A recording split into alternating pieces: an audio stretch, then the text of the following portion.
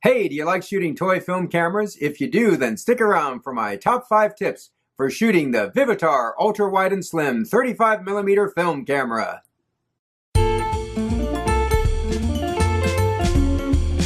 So, why do so many of us like to shoot cheap plastic toy cameras? Well, for me, it's really 3 things. The first thing is you can get some great lo-fi effects like vignetting, lens flare, light leaks, and the great thing is you can do this all organically in camera without fiddling with a bunch of filters and tedious post-processing afterwards. Number 2, again, well, they're cheap. So they're pretty inexpensive, typically, so you can pick them up without spending an arm and a leg, which is great. And then number 3 for me is they're fun to experiment with. When you're holding one of these little cameras, you can't really take yourself too seriously, and I think that frees you up to maybe experiment a little bit more and try some new things and just be a little bit more creative in general. So today we're going to talk about a great little cult camera from the 90s. Let's dive right into my top 5 tips for shooting the Vivitar Ultra Wide and Slim 35mm film camera. Tip number 5, hold it upside down to open it. The back of this is notoriously hard to open because of this latch. So if you hold it upside down, you're going to let gravity work with you rather than against you, and it makes it a little bit easier to open, and you don't have to pull on it or pry on it nearly as much.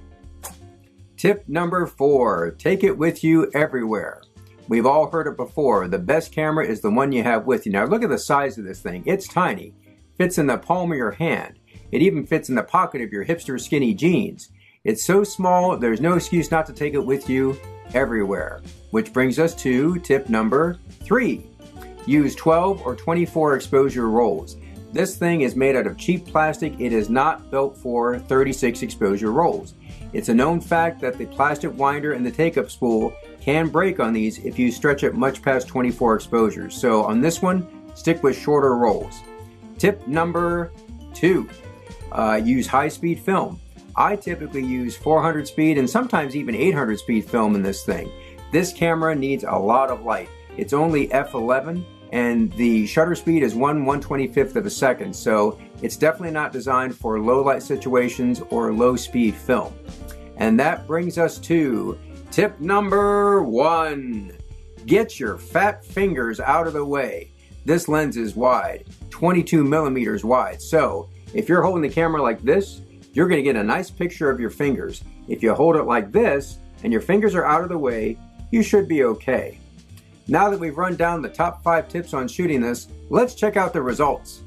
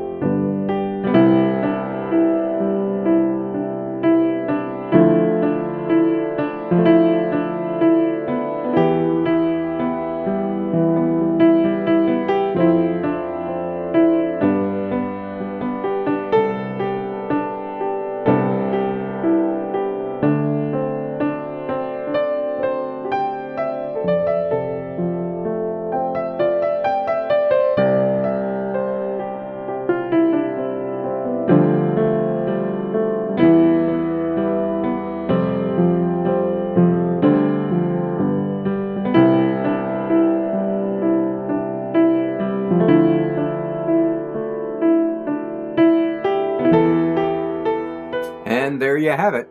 The Vivitar Ultra Wide and Slim is not for every condition and not for every shooter. But if you're shooting outdoors with high-speed film and want a grungy lo-fi look, it can be a lot of fun. Comment down below and let me know what your favorite lo-fi or toy camera is. If you like what you saw here today, you can give it a big thumbs up and subscribe to this channel. Don't forget to hit the bell so you get notified when I upload new videos. You can find me on Instagram and Flickr as The Old Camera Guy, all one word. Thanks for watching, and as always, do some good, have some fun, and shoot some film.